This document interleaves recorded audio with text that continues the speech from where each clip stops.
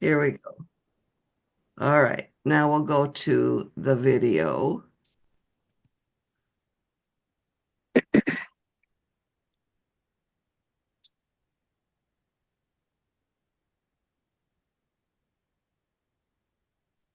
The books of 1st and 2nd Samuel. They're two separate books in our modern Bibles, but that division is due simply to scroll length. It was originally written as one coherent story. We're just going to cover the book of 1st Samuel in this video. So after Israel was rescued from slavery in Egypt, they made a covenant with God at Mount Sinai and eventually came into the Promised Land. And there, Israel was supposed to be faithful to God and obey the covenant commands. Before the book of Samuel, Judges showed how Israel failed at that task big time. It was a period of moral chaos, and it showed Israel's need for wise, faithful leaders. The book of Samuel provides an answer to that.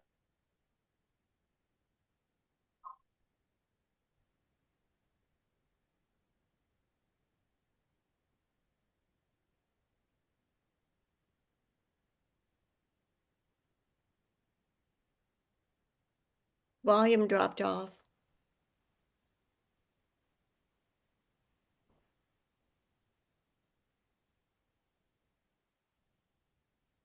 I lost sound. Yep, so did I. I'm reading between the lines. Ha ha.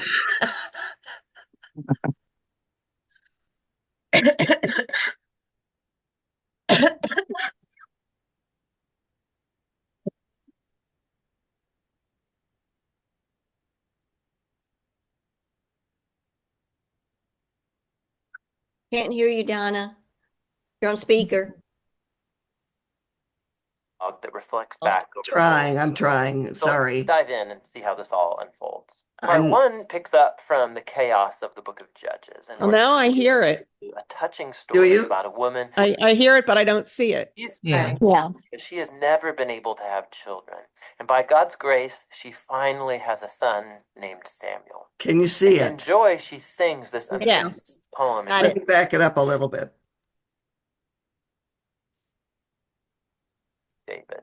And all three of them transitioned Israel from a group of tribes ruled by judges into a unified kingdom ruled by King David in Jerusalem. And the book of Samuel has a fascinating design that weaves the story of these three characters together in four main parts.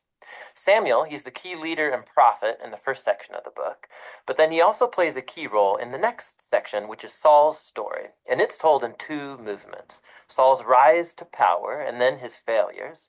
And the second part is about his downfall and his tragic death. And then the drama of Saul's demise is matched by David's exciting rise to power. And then David's story is told in two movements. First, he rides the wave of his success, followed by his own tragic failure and the slow self-destruction of his family and then his kingdom. The book concludes with an epilogue that reflects back over the whole story. So let's dive in and see how this all unfolds. Part one picks up from the chaos of the book of Judges, and we're introduced to a touching story about a woman named Hannah. And she's grieved because she has never been able to have children. And by God's grace, she finally has a son named Samuel. And in joy, she sings this amazing poem in chapter 2.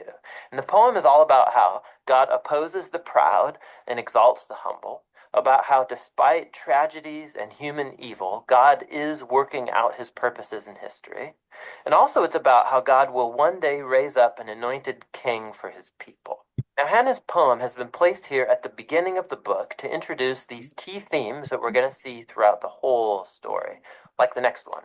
Samuel grows up and becomes a great prophet and leader for the people of Israel, at the same time that the Philistines rise to power as Israel's arch nemesis.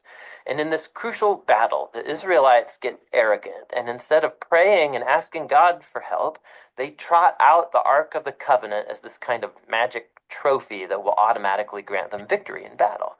And so, because of their arrogant presumption, God allows Israel to lose the battle and the ark is stolen. So the Philistines, they take the ark and they place it in the temple of their god, Dagon. And then the God of Israel defeats the Philistines and the god Dagon without an army by sending plagues on the people. And then the Philistines don't want the ark anymore, obviously, and they send it back to Israel. And the point of this little story seems to be this: God is not Israel's trophy, and he opposes pride among the Philistines, but also among his own people. And so Israel needs to remain humble and obedient if they want to experience God's covenant blessing, which opens up into the next large section. The Israelites come to Samuel and they say, hey, we want a king like all the other nations have. Go find one for us. And so Samuel, he's kind of ticked off and he goes to consult with God. And God says, yes, their motives are all wrong, but if a king is what they want, give them one. And so we're introduced to the figure of Saul. Now, Saul is a tragic figure because he begins full of promise. He's tall, he's good looking, he's a perfect candidate for a king. But he has deep character flaws. He's dishonest, he lacks integrity, and he seems incapable of acknowledging his own mistakes. And so these flaws become his downfall. He wins some battles at the beginning, but his flaws run so deep, he eventually disqualifies himself by blatantly disobeying God's commands. And so the aging Samuel confronts Saul and Israel.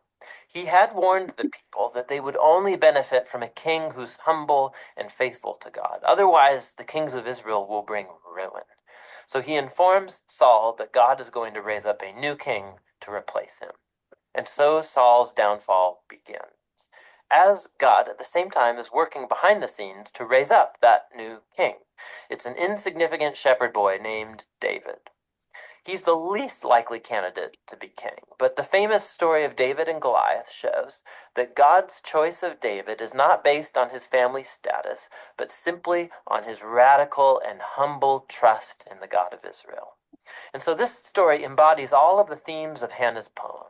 Proud Saul and Goliath are brought low, while humble David is exalted. From here, we watch Saul slowly descend into madness, while David rises to power.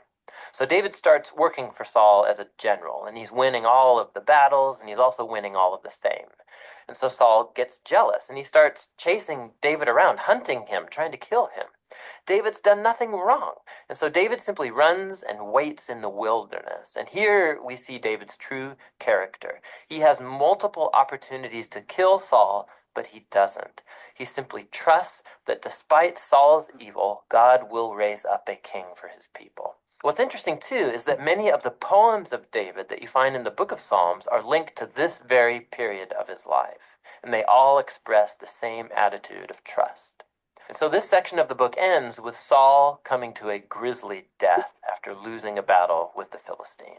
1 Samuel tells some of the most intricate, well-told stories you find anywhere in the Bible, and the characters Saul and David, they're portrayed very realistically. And the author's putting them forward as character studies so that you can find yourself in them. So in Saul's story, we see a warning. It's crucial that we reflect on our own character flaws and how they harm us and other people. And with God's help, we need to humble ourselves and deal with our dark side so that Saul's story doesn't become ours. David, on the other hand, is presented as an example of patience and trust in God's timing in our lives. And so he's running in the wilderness, being chased by Saul. David had every reason to think that God had abandoned him, but that's not what he thinks. And so David's story encourages us to trust that despite human evil, God is working out his purposes to oppose the proud and to exalt the humble. And that's what 1 Samuel is all about.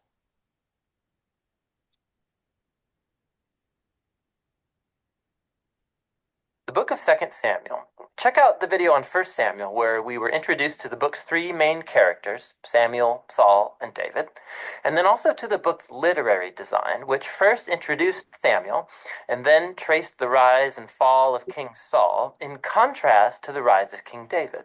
2 Samuel tells the story of David as Israel's king. And in two movements, there's a season of success and a blessing, followed by a huge moral failure and then its sad consequences. And then the book ends with this well-crafted conclusion that reflects back on the good and the bad in David's life, generating hope for a future king to come from his line. So 2 Samuel picks up after Saul's death, and David surprises everyone by composing this long poem where he laments the death of the very man who tried to murder him.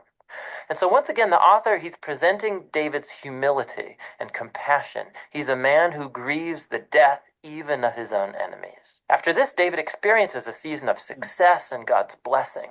All of the Israelite tribes, they come to David and then they ask him to unify all the tribes as their king. And so the first thing David does as king is to go to the city of Jerusalem. He conquers it, and he establishes it as Israel's capital city, which he renames as Zion. And from there, David goes on and he wins many battles and expands Israel's territory. Now, after making Jerusalem the political capital of Israel, he wants to make it their religious capital as well. And so he has the Ark of the Covenant moved into the city. And then in 2 Samuel 7, he tells God, now that Israel has a permanent home, he thinks that God's presence should also get a permanent house. So he asks if he can build a temple for the God of Israel. But God says to David, thank you for that thought, but actually I'm going to build you a house, a dynasty. Now, 2 Samuel 7, this is a key chapter for understanding the storyline of the whole Bible, because God here makes a promise to David that from his royal line will come a future king who's going to build God's temple here on earth and set up an eternal kingdom. And it's this messianic promise to David that gets picked up and developed more in the book of Psalms and also in the books of the prophets. And it's this king that gets connected to God's promise to Abraham.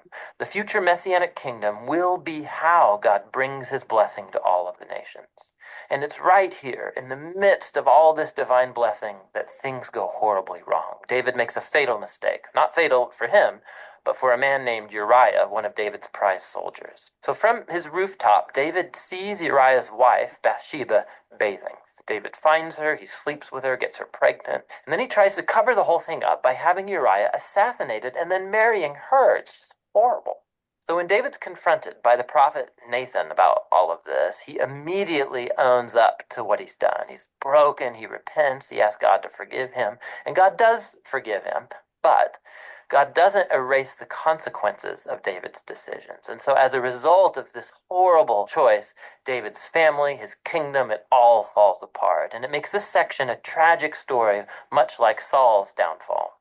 So David's sons end up repeating his own mistakes, but in even more tragic ways. So Amnon sexually abuses his sister, Tamar, and then their brother Absalom finds out about all of this and has Amnon assassinated. And then Absalom